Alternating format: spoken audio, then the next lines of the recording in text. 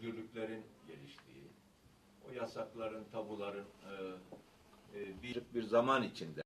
Makineleri siyasi partiler hep güvenlikçi yaklaştılar. Mesleki teşekkür örgütleri ekonomik açıdan yaklaştılar. Çok teşekkür ederiz. Tabii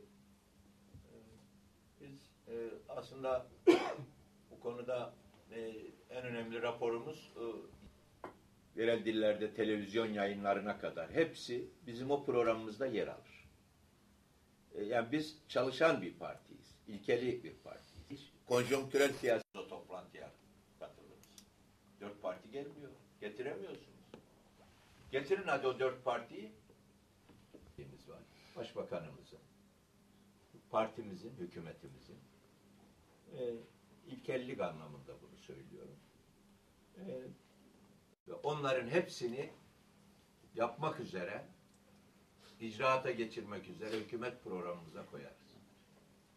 Ve sonra da onun şu anda artık en önemli meselemiz terör meselesinin bir an önce Bingöl'ün ve ülkemizin, bölgemizin gündeminden çıkması. Dün de söyledim.